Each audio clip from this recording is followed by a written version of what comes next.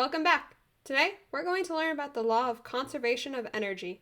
So, to start, what is energy? Well, it's the ability to do work, to move, to bind and break, to run that marathon you want to train for but never got the time to. It's the ability to do all that stuff. Energy can't be created or destroyed, only gained and lost. That means that there's nothing that can make energy out of thin air. The total amount of energy in the universe stays the same, so there's no energy factory and we don't destroy it when we use it. But we do gain and lose it. This means that we could gain energy from another source and then lose it while doing work. This is called a system, an object or group of objects, gaining or losing energy to the environment, which is everything outside the system. A good way to think of it is to remember that we, as people, gain energy through eating food and digesting it. So as we digest it, we're increasing the amount of energy in our bodies or system, and decreasing the amount in the environment, everything else.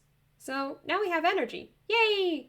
But let's say that you need to take a box upstairs because you've wanted to for days. It's got some great stuff in there, but you always put it off until now. Well, now you need to contract your muscles and provide a force on the box to lift it up. Now, your muscles are using up the food you ate for its energy, so you're losing energy while performing this task. So where's that energy going? Well, it's going into that box. Now that box is experiencing a force that's pushing it up, so it's going to gain potential energy. You see, when an object experiences a force, it experiences a change in the total energy inside of it. This means that it gains or loses energy based on said force. When looking at our box example, we see that it's gaining energy because it experiences no change in kinetic energy, but gets more gravitational potential energy. The two main types of energy are kinetic energy and potential energy. Kinetic energy, the more common type, is known as the energy of motion. So when an object is moving on its own, it has kinetic energy, which can be characterized as 1/2 times mass times velocity squared. Potential energy, on the other hand, is stored energy, meaning that it can be used to move the object, but it's just stored for now.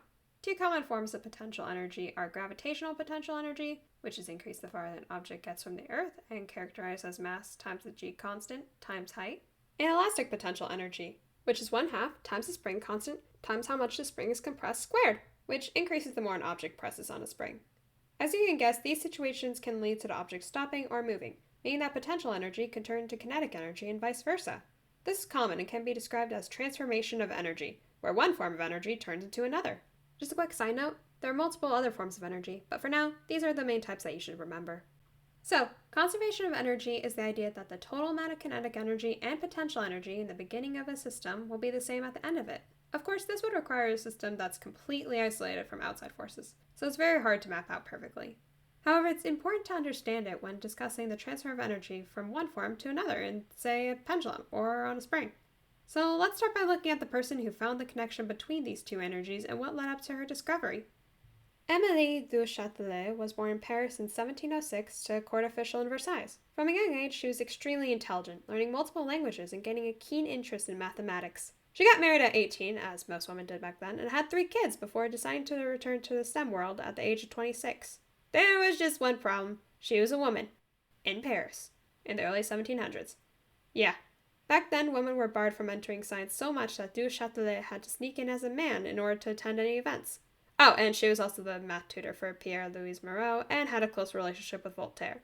At this point, Du Châtelet decided to study one of her favorite predecessors' work, Newton and his theories on energy and how it's conserved. You see, ever since ancient Greece, there have been multiple theories about conservation in the universe. One man, Empedocles, theorized about how the 4 elements of the universe, fire, water, earth, and wind, they didn't have the periodic table back then, were never created or destroyed, and only changed shapes. About 50 to 100 years later, Epicurus spoke about how there were tiny units of matter that couldn't be divided, conserving the total mass in the universe, which is actually really close to atomic theory, so go him. However, mass was not what was conserved in the universe, but rather energy was. This would soon be modeled almost 2,000 years later by Galileo through his creation of the pendulum and Christian Huygens through the creation of the clock. You see, when energy is conserved for a pendulum, it transfers from kinetic energy to gravitational potential energy and back, reaching maximum potential energy at the 2 highest points and maximum kinetic energy at the lowest point. The pendulum wasn't the only contribution these men made to the law. Galileo also tested out different objects and found that their speed while falling down did not depend on their shapes. This was further expanded by Descartes, who claimed that energy couldn't be created nor destroyed, and formulated that motion, or momentum, was mass times speed. However, he was never able to prove this in his experiments. Christian Huygens did, though. He found that instead of speed, momentum was made by velocity times mass. He published his findings on momentum in his text, Horologium Oscillatorium, in 1669, and mentioned that in some elastic collisions, the energy, specifically kinetic energy, stayed the same. When this happens, it's called a perfectly elastic collision, but it rarely ever happens. Even so, Huygens' findings laid the groundwork for what would later be called vis viva theory. Gottfried Leibniz tried to formulate vis viva theory and got pretty close, coming up with the formula mass times velocity squared.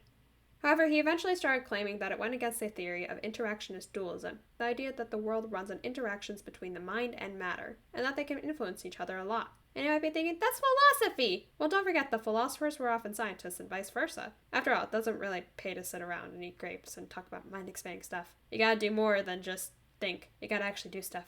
I'm not gonna go too in-depth with this theory since I'm not a huge philosophy person, but I'll link below a paper that's an interesting read on the subject. So as I was saying, vis viva theory was making its round around the science community, and Daniel Bernoulli, the man who made Bernoulli's principle, look into fluids for that, first wrote about the idea in his text, the Hydrodynamica.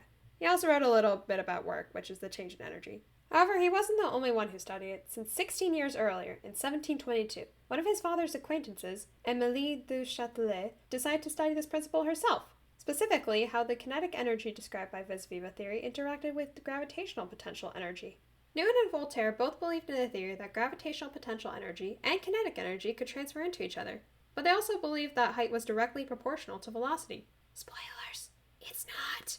But du Châtelet wanted to prove this herself, and did so by dropping balls from different heights into clay. Every time a ball hit the clay, it would disperse, and she would measure the radius of the dispersal. You see, whenever the ball hit the clay, its momentum would transfer from it to the clay, causing it to move away from the ball. However, the force of the clay pushing against the clay with the new momentum is going to cause the velocity to decrease, stopping the ripple from going any further. This means that the ball's velocity will be the one thing that affects the radius of the dispersal, meaning that du Châtelet could have used it to calculate the ball's velocity when it first hit the clay. After performing this experiment, du Châtelet found that the height was not proportional to velocity, but rather velocity squared, forming the equation mass times the g constant times height is equal to 1/2 mass times velocity squared, proving that potential energy could directly transfer into kinetic energy.